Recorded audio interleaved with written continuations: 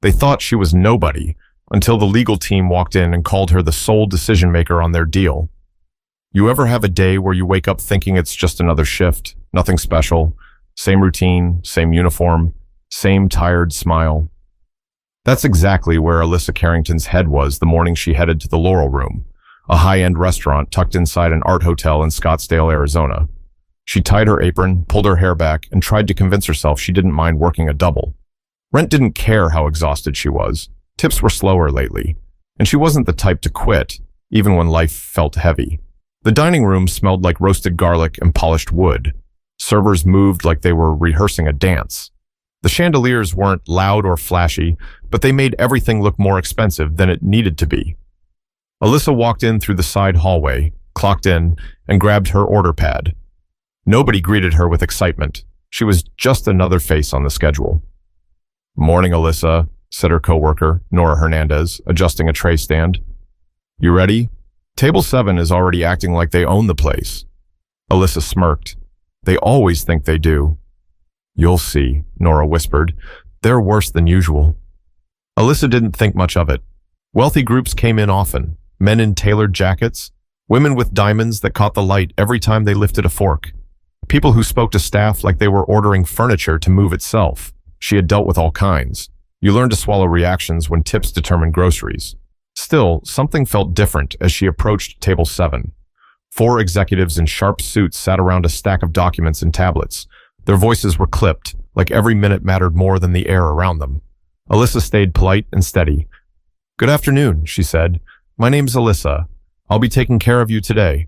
Can I start you with sparkling water still or something else?" One of the men didn't look up. Another waved his hand as if she were blocking his sunlight. "We'll need a bottle of the Cabernet Reserve," said the oldest one, his silver watch catching her eye. "And hurry, we're on a schedule." Alyssa wrote it down. "Of course, I'll bring that right out." As she walked away, she heard one of them mutter, not even trying to hide it. "Service staff gets slower every year." The others chuckled, not loud, but loud enough. Alyssa kept her composure. She always did. That was her strength, never giving anyone the satisfaction of seeing her bothered. She picked up the wine, checked the label twice, and returned to the table with steady hands. "Would you like me to open it here?" she asked. "Or would you prefer it sent to the side station first?" The man with the silver watch finally looked up. His eyes scanned her like she was an object on a shelf. "Here," he said, "and don't fumble it." Nora watched from across the room, ready to jump in if needed. The cork slid smoothly, no slip, no mistake. Alyssa poured a small taste for approval, just like she had done hundreds of times before, but he didn't even sip it before waving her on. "Pour for everyone." The conversation at the table continued, sharper now. "We can't afford mistakes," one executive said. "The board wants signatures today," another added. Alyssa didn't know what deal they were discussing, but their stack of papers looked serious. She poured carefully, evenly, then stepped back. "Let me know if you need anything else," she said. This time, nobody acknowledged her at all, not even a nod. She walked away, and for a moment, she wondered why people with so much treated others with so little. She didn't complain. She didn't tell anyone she was tired. She didn't mention the phone call she had received weeks earlier, one that changed everything, even though she hadn't told a soul. If someone had told her that within the next hour, those same executives would be begging for her attention, she would have laughed. It sounded impossible, ridiculous, like something that happened in movies, not real life. But she had no idea the papers on that table had her family name printed on them, and she had no idea those men were about to humiliate the person whose approval they desperately needed. But the shift was only beginning, and the first crack in their arrogance was seconds away. The lunch rush picked up fast, and Alyssa barely had a second to breathe. Plates of seared salmon, truffle pasta, and grilled asparagus slid across the pass. Orders piled up, voices layered over each other. Someone dropped a fork in the kitchen, someone else cursed at the fryer, and the manager pretended everything was smooth. Alyssa moved through it all with quiet focus, but table 7 kept pulling her attention like a stone in her shoe. When she returned to check on them, the man with the silver watch let out a sigh, as if her presence alone inconvenienced him. "We asked for bread 15 minutes ago," he snapped. Alyssa kept her tone level. "I'll bring it right out. I apologize for the delay." Another man leaned back in his chair, glancing at her name tag. "Alyssa," he said slowly, "do you have trouble keeping track of simple requests?" She blinked once. "No, sir, I'll take care of it." Nora passed her near the service station. "What's their problem?" "They're under pressure," Alyssa said, even though she didn't believe pressure excused disrespect. In the kitchen, the chef slid a breadboard toward her. "Table 7 again?" he asked. "Unfortunately." She grabbed the board and returned, setting it down gently. "There you go. Anything else I can get for you right now?" One of the executives raised an eyebrow. "You could start by being faster," he said. "We're handling something larger than your pay grade." Another chimed in, his tone smug. "This deal is worth more than this entire restaurant makes in 10 years. Alyssa didn't react, but she noticed the folder sitting closest to them, a logo, a company name she recognized. Not from ads, not from gossip, but from that confusing call she had received from a probate lawyer in Santa Fe, New Mexico. A distant relative she barely remembered. Shares transferred, documents pending. Something about her being the final signature holder. She had thought it was some strange clerical error. She hadn't claimed anything yet. She hadn't told anyone. She hadn't even processed it. But seeing the same company name here, at this table, in front of these men? Her stomach tightened. Still, she stayed focused. "Let me know if you need refills," she said. She turned to step away, but one of them spoke again. "Actually, yes," the silver watchman said. "More wine, and try not to take all day." She nodded and went to retrieve another bottle, feeling eyes on her from nearby diners who noticed the tone but stayed silent. People always stayed silent. Back at the table, she poured with steady hands. One of the men spoke without looking up. "You know what the problem is with service workers?" he said to his colleagues. "No ambition, no vision, no understanding of the real world." Alyssa heard every word, but she kept her face calm. Another laughed. "She'll be wiping tables while we finalize an $800 million contract. Imagine that." He thought it was funny. They all did. Nora passed again, whispering, "If you need me to switch tables with you, I can talk to management." Alyssa shook her head. "I'm fine. I can handle them." The truth was, she didn't want to avoid the table. Something inside her, something she didn't usually feed, wanted to witness what came next. It wasn't anger. It was something quieter, heavier. Something like patience sharpening itself. The men continued reviewing pages, pointing at highlighted paragraphs. Their voices rose and fell with tension. "We can't move ahead without authorization," one said. "The representative is supposed to arrive within the hour," another answered. Silverwatch scoffed. "Whoever they send better be competent. I'm done wasting time today." Alyssa refilled a glass, and a drop of wine slipped down the side of the bottle. Before she could wipe it, Silverwatch leaned back sharply. "Careful," he said. "You're making a mess." She checked the tablecloth, spotless. "I apologize," she said, even though she knew there was nothing to apologize for. The man smirked like he had won something. The room around them carried on. Couples talking, coworkers sharing lunch, tourists taking pictures near the lobby art display. But table 7 felt like a storm cloud in the middle of a sunny sidewalk, and Alyssa stood right beneath it. The documents shifted again, and she saw her family name printed in bold, Carrington Holdings. She felt the air change in her chest. She wondered if they would notice her staring, so she forced herself to look away. She picked up the empty wine bottle and took a step back. She didn't know why she was suddenly nervous. Maybe because the truth was sitting inches from the people who assumed she had no value. Maybe because she knew something they didn't. Maybe because power sometimes waits quietly before it shows itself.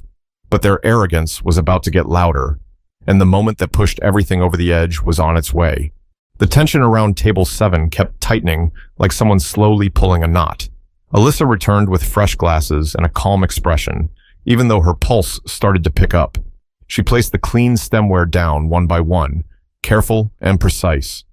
One of the men looked at her with a smirk that didn't match anything she'd done wrong.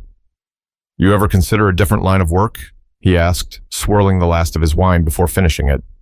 "Something that requires less coordination?" Another chuckled. "She probably thinks this is her big career." Alyssa didn't bite. "Let me know if you'd like a different vintage," she said. Silverwatch tipped his empty glass toward her without looking up. "Pour another, and this time, Try not to drag your feet. She brought the next bottle, checked the label, and opened it smoothly. She started pouring for him first, slow and steady. Then, as she reached the second man, he made a show of leaning back, lifting his chin, and saying loudly enough for nearby tables to hear, "Service staff should learn to move with purpose. We don't have all day." A couple at table 9 looked over, uncomfortable. Nora stared, waiting to see if she should step in. The manager pretended to read a clipboard. Alyssa kept pouring, but the third man suddenly shifted his chair, bumping her arm slightly. The wine tilted. A splash hit the edge of his sleeve. Barely a drop. Barely noticeable. He jerked his head toward her like she had flung it on purpose. "Are you kidding me?" he snapped. Alyssa set the bottle down. "I'm sorry, sir. You moved suddenly. Let me get a cloth." He stood, towering his voice over hers. "You don't touch me. You don't speak unless spoken to. Do you understand that?" The room went quiet. Forks paused. Someone cleared their throat. Silverwatch pushed his chair back and grinned, enjoying the scene. Maybe she needs a reminder of her place. Before Alyssa could respond, the man who had stood up reached for her apron, then tipped his own glass of red wine forward, letting it spill across her front, soaking into the fabric and dripping down toward her shoes. The liquid ran dark and obvious, like he wanted the moment to stain. Gasps came from nearby tables.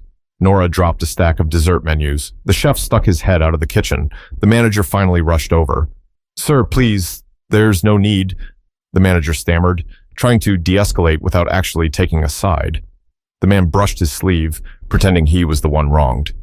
"If she can't handle a simple pour, she shouldn't be working here." Alyssa felt the warmth of the wine against her skin. She didn't raise her voice. She didn't cry. She didn't shake. She just stood there, staring at the man who wanted her to break in front of strangers.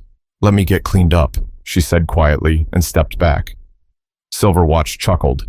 Finally, she gets the message. The manager put a hand on her shoulder, guiding her away like she was fragile. "You can take a break," he whispered. "I'll send someone else to the table." Alyssa stopped walking. "No, I'll finish the shift." The manager blinked. "Are you sure?" She nodded. "I'm sure."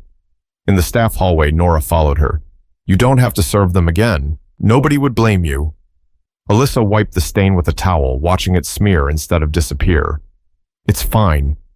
"It's not fine," Nora insisted. "They crossed the line." Alyssa paused, gripping the edge of the counter. Her voice stayed even, but her words carried weight. "People show who they are when they think no one's watching." Nora frowned. "So why keep going back?" Alyssa folded the towel, her movements slow and deliberate. "Because they're wrong about me. And I'm not running from men who think they get to decide someone's worth." She walked back into the dining room, the stain still visible, but her posture taller. Table 7 didn't look up at first.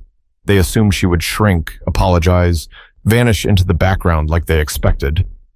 Instead, she stood beside them and said, "Is there anything else you'd like at the moment?" All 4 men went silent for the first time. They didn't know why her voice sounded different. They didn't know why her eyes held steady. They didn't know they had just poured wine on the majority owner of the company they were desperate to impress. But someone else was about to walk through the restaurant doors, and their entire attitude would flip in an instant. Alyssa stayed near table 7 without hovering, giving them space while still doing her job. The men whispered now instead of bragging. Their shoulders pulled in. Their confidence didn't stretch across the room anymore. It was the first sign that the balance had started to tilt, even if they didn't know why. She refilled waters at nearby tables, collected dishes, and checked on a couple celebrating an anniversary. Every now and then she caught the executives glancing at her, like they suddenly wondered if they had misread the situation. Nora slipped beside her at the espresso station. "They're quiet now," she said. "What did you say to them?" "Nothing," Alyssa replied. "Silence sometimes says more." In truth, her mind was running. She thought about that long phone call weeks earlier with the probate lawyer in Albuquerque. She remembered sitting at her small kitchen table, staring at the peeling corner of the wallpaper while the attorney explained that her late relative, Edmund Carrington, had no direct heirs. The name had meant almost nothing to her until she learned that he was the founder of Carrington Holdings, a massive supply and logistics corporation with offices across the country. She had barely spoken a word while the lawyer listed numbers, percentages, documents, and legal transfers. You are the majority shareholder now, the lawyer had said. Nothing can be finalized without you. She had laughed softly, thinking it was absurd. She worked nights, she folded napkins, she stocked sugar packets. She wasn't the kind of person who owned anything, much less a company that partnered with international firms, but the paperwork arrived. Thick envelopes, seals, official markings. She tucked them into a drawer, telling herself she'd deal with it later. Life didn't pause just because something unbelievable dropped into your lap. Rent still came due, shifts still needed covering, and she didn't want anyone looking at her differently. Now here she was, staring at the same company name on documents being passed between men who thought she had no future beyond carrying plates to table numbers printed in brass. The manager approached quietly. Alyssa, listen, we can comp their appetizers, just to smooth things over. Alyssa looked at him. Why? They're the ones who crossed the line. The manager shifted his weight. They're important. They tipped well last time. She held his stare. So that makes it acceptable? He didn't answer. He walked away instead. When she returned to the table again, the tone had changed. Silver Watch cleared his throat. We'll need dessert menus, he said, but his voice didn't carry the same edge. Alyssa nodded. Right away. Another man adjusted his tie, trying to sound casual. We didn't mean to be harsh earlier. Tensions are high. Alyssa placed the dessert menus in front of them. Stress doesn't give anyone permission to mistreat people. The men fell silent. One tapped his pen. Another shifted his chair. The power they thought they owned no longer sat comfortably with them. A moment later, a well-dressed woman in a navy suit entered the dining room. She scanned the tables, holding a leather briefcase and a folder with embossed lettering. Her hair was tied back, her steps confident. She approached the manager first. I'm here to meet with the representatives for the Carrington Partnership, she said. I was told they're at table 7. The manager pointed. Right over there. They've been waiting. The executives straightened like schoolboys trying to impress a principal. Silver Watch stood and extended his hand. We've been expecting you, he said. The woman didn't shake his hand. Instead, she looked past him, directly at Alyssa. Ms. Carrington, she said, voice clear enough for half the restaurant to hear, we're ready for your authorization whenever you are. The room stilled. Forks paused again. Nora's mouth fell open. Silver Watch turned pale. I'm sorry. Who? The woman repeated it without hesitation. Ms. Alyssa Carrington, majority owner and final signatory. The executives stared at Alyssa, realizing the truth one agonizing inch at a time. Alyssa didn't smile. She didn't gloat. She simply said, let's find a quiet place to talk. But the shock on their faces was only the beginning, and the real reversal was still coming. The woman in the navy suit guided Alyssa toward the private meeting room near the back of the restaurant. The executives trailed behind, their confidence gone, their steps slower, their eyes avoiding hers. Nora stood frozen near the espresso machine, watching like she couldn't believe any of it was real. The manager looked between Alyssa and the suited woman, trying to figure out how he had missed something so important. Inside the meeting room, the air felt different. The table was set with polished glasses and folded napkins, but nobody sat right away. The woman placed her briefcase down and opened the folder with practiced movements.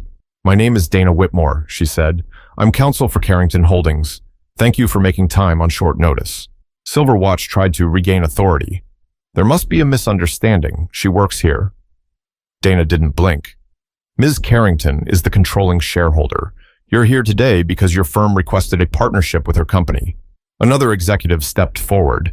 We were told the representative would be someone from the board. Dana slid a document across the table. The board cannot approve anything without Ms. Carrington's signature. Alyssa stood quietly, letting the words hang in the room. She didn't rush to sit. She didn't apologize. She didn't shrink. The men who had dumped wine on her apron now looked like they were trying to shrink into their tailored jackets. Silver Watch cleared his throat again. Why didn't you say who you were earlier? Alyssa finally spoke. Because you never asked. You only assumed. The words landed hard. The men exchanged looks, each hoping someone else would speak first. Dana continued, pulling out more documents. Your proposal includes a 10-year supply contract, distribution rights, and shared expansion costs. Before Ms. Carrington signs anything, she needs to be comfortable with the people entering the agreement. Another man tried to soften the moment. We didn't mean any disrespect earlier. Emotions were high. Alyssa sat down at the head of the table. Mistreating someone because you think they're beneath you isn't a mistake. It's a choice. The executives lowered their eyes. Dana pointed to a signature line. We can continue if Ms. Carrington is satisfied with the partnership terms and the professionalism of the parties involved. The executives scrambled to adjust their tone. We value this relationship, one said. We respect your leadership, another added, his voice wavering. Alyssa looked at the contract. The papers felt heavy, not because of the legal language, but because of what signing meant. She thought about every shift where people snapped fingers at her, every time someone treated her like she didn't matter, every moment she forced herself to smile just to pay for groceries. She thought about people like Nora, who worked hard without recognition. She thought about how many others were judged based on uniforms, titles, or hourly wages. Silverwatch leaned forward, forcing a smile. If there's anything we can do to show good faith... Alyssa cut him off gently, not harsh, just firm. Good faith starts before you need something. Silence settled again. Dana looked to Alyssa. Would you like time to think before deciding? Alyssa nodded once. Yes, I'll review everything. I'll give you an answer soon. The executives exhaled with relief, assuming soon meant they still had a chance. They stood, trying to behave like respectful professionals now. One extended his hand, but Alyssa didn't take it. Instead, she stood and said, My shift isn't over. I need to return to the dining room. The men looked stunned. You're going back to work? One asked. For now, Alyssa replied. I finish what I start. She walked out of the meeting room with Dana beside her. Nora stared wide-eyed. Was that real? Nora whispered. Alyssa smiled faintly. Very real. The manager rushed over, stumbling over his words. Ms. Alyssa, I didn't know. If I had known... You would have treated me differently? She asked. He swallowed. I don't know. I do, she said softly, then headed back toward the server's station. The stain on her apron had dried, still visible. She didn't hide it. She didn't change. She picked up a tray and returned to work like the world hadn't just shifted around her. But the executives weren't done scrambling yet, and the next move they made would reveal even more about who they really were. The executives regrouped at table 7, speaking in low voices while Alyssa continued serving other guests. Their dessert plates sat untouched, and the air around them felt tight, like they were waiting for a verdict they couldn't influence. One of them kept checking his phone, another tapped a pen against his folder, and Silverwatch stared at the door as if expecting someone to rescue him. Nora leaned toward Alyssa while polishing glasses. They looked terrified. Alyssa kept her tone steady. People get nervous when they lose the control they thought they had. The manager approached again, trying to act supportive. If you want the rest of the shift off, I can... I said I'm fine, Alyssa reminded him. My tables still need me. He backed away, unsure what to do with himself. Then one of the executives stood and walked toward her. His voice was softer now, almost rehearsed.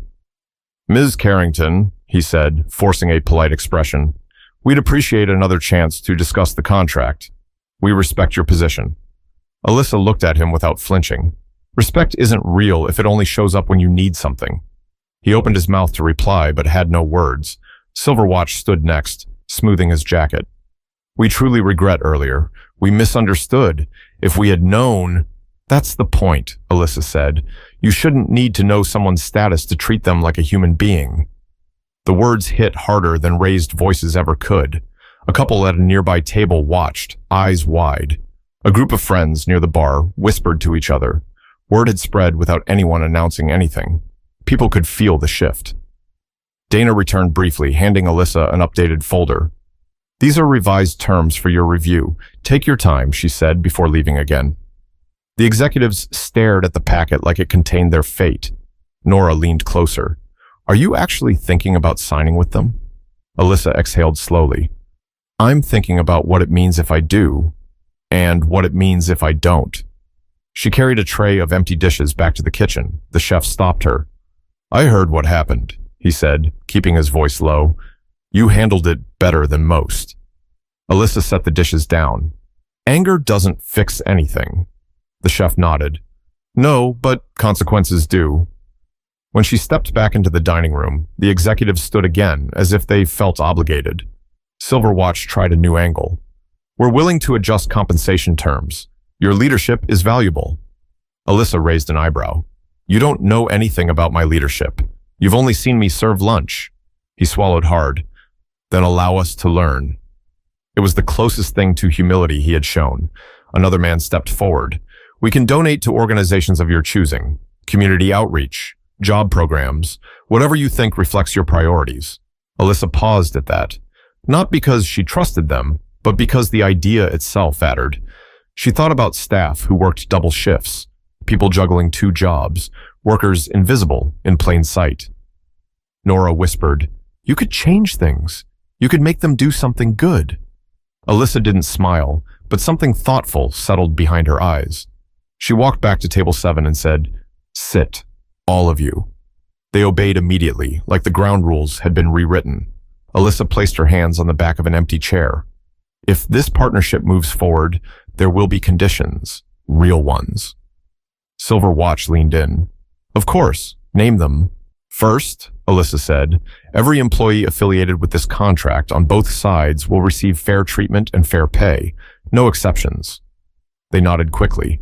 Second, she continued, your executives will complete mandatory workplace conduct training, not the kind people ignore, the kind that requires proof of comprehension. They nodded again, even faster. And third, she said, a percentage of the contract value will fund scholarships for workers who want better opportunities, people who've been told they don't belong anywhere but behind a tray. The room was silent. Finally, one of the men spoke.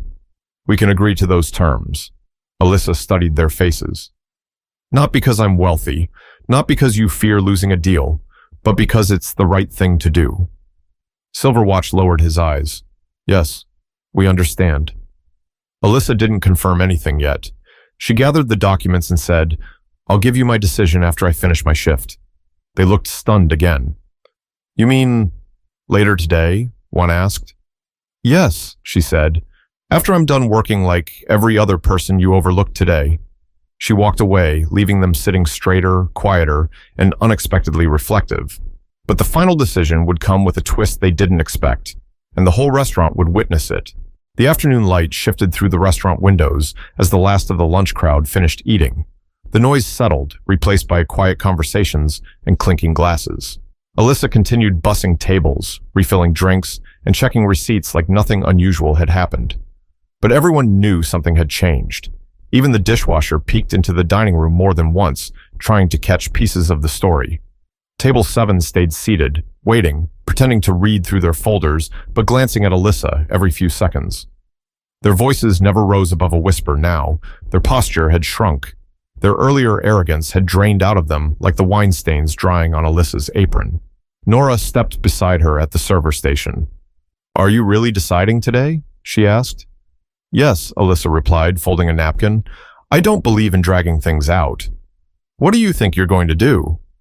I'm thinking, Alyssa said, though her expression hinted she already knew. A couple at table 9 motioned for the check, and Alyssa went to help them. The woman at the table smiled warmly.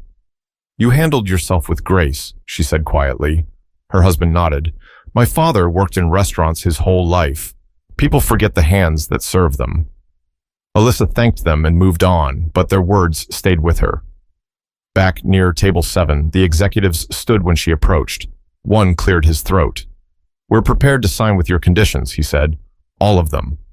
Another added quickly, and we would like to offer our personal apologies for earlier. It was unprofessional, and we regret it. Alyssa looked at each of them. An apology only matters if it comes with change. They nodded, feeling the weight of the words. Dana returned to the room, setting her briefcase down.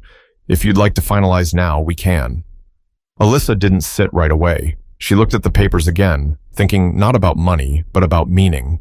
She imagined workers in warehouses being treated better. She imagined scholarships opening doors for people like Nora. She imagined training programs that forced people in power to confront their behavior. Then she imagined signing with men who only changed because they were caught. She raised her eyes. Before I make this decision, there's something you should understand.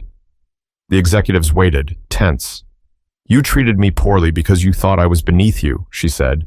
And if I sign without addressing that fully, then I'm no better than you were. Silverwatch spoke softly. What do you need from us? Alyssa gestured toward the dining room. You embarrassed me publicly. You didn't pull me aside. You didn't correct yourselves privately, so the acknowledgement needs to match the harm. The men looked toward the other diners, realizing what she meant. You want us to apologize? Out there? One asked. Alyssa didn't raise her voice. Yes, not dramatic, not loud, just honest. The men looked at each other, weighing pride against consequences. Then slowly, they walked out into the main dining room. Conversations quieted, people watched. Silverwatch stepped forward first. To the staff here, he said, voice steady but humbled, we acted disrespectfully earlier. We spoke down to someone who deserved respect. We apologized to Ms. Carrington and to the employees who saw it happen. A few people in the dining room nodded. Someone at the bar clapped once, not loud, but enough to break a barrier. Alyssa stepped forward with the contract in hand. Thank you, she said. Now I'll sign. Dana placed the document on the counter. Alyssa picked up the pen and wrote her name slowly, clearly, without hesitation. The executives watched, knowing the moment belonged to her, not them. As she handed the signed pages back, she said, this isn't about money. It's about people remembering that titles don't define worth. The executives nodded, and this time, they meant it. Nora rushed up as soon as they stepped away. You just changed everything, she whispered. Alyssa smiled gently. Not everything, just the parts that needed changing. The manager approached cautiously. Ms. Carrington, will you still be working here? Alyssa untied her apron.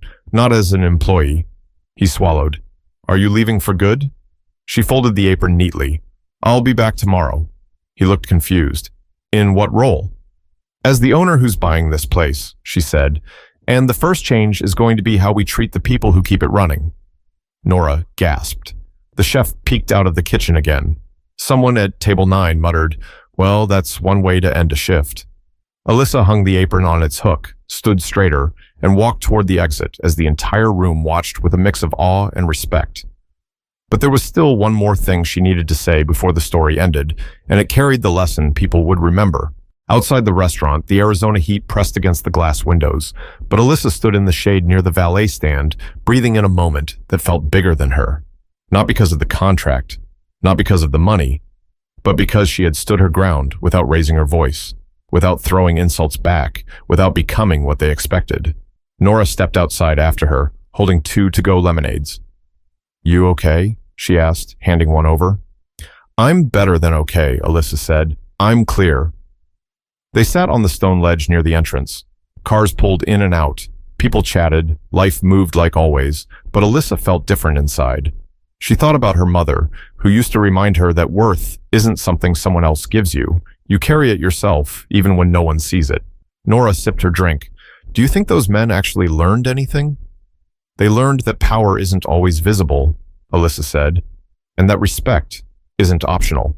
A few minutes later, the executives exited the restaurant. They didn't swagger this time. They didn't talk loudly. They approached Alyssa with careful steps. Silverwatch spoke first. We'll honor the terms, all of them, and we'll implement the scholarship program immediately. Another added, we've already contacted our HR division about the training requirements. Alyssa nodded. Good. But remember something. You don't treat people well because you might need them someday. You treat people well because it's the right thing to do, even when no one is watching. The men agreed, and for the first time, it didn't feel like they were pretending. As they walked to their cars, Nora let out a breath she'd been holding. You realize your life just changed forever, right? Alyssa smiled. My life changed before today. I just finally stepped into it. They sat quietly for a moment, watching the sun stretch across the pavement. Then Nora laughed softly. So, what's the first thing you're going to do as the new owner of a restaurant and head of a massive company? Alyssa stood, finishing her lemonade.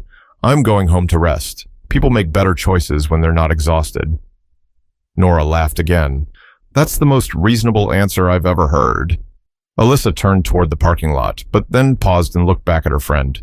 You know, the world is full of people who judge others by uniforms, job titles, or where they stand in a room. But the truth is, you never know who you're talking to. You never know their story, their past, their potential, or where they're going next. Nora nodded slowly. So what's the lesson then? That you don't treat people with kindness because of who they are, Alyssa said. You treat them with kindness because of who you are. The words settled in the warm air. A family walked past them. A couple held hands near the corner. A server from another restaurant hurried by, tying her apron as she walked. Alyssa watched her for a moment, recognizing something familiar in her steps. She hoped the world would meet that woman with more grace than Table 7 had shown earlier. Alyssa headed toward her car, keys in hand, shoulders relaxed. For the first time in a long while, she didn't feel small. She didn't feel invisible. She didn't feel like she had to prove anything. She simply felt like herself, and that was enough. Here's the takeaway, the heart of the story. People reveal their character and how they treat those they think can't offer them anything. But the truth is, everyone deserves respect. Everyone deserves dignity. And someone's value isn't measured by a paycheck, a title, or a uniform. And if you're listening to this right now, here's your invitation. Treat people better. Stand up for yourself. Stand up for others. And never let anyone convince you that your worth depends on their approval. If this story moved you, if it made you think, if it reminded you of someone you know or someone you want to become, share it, talk about it, and make sure the message doesn't stop here.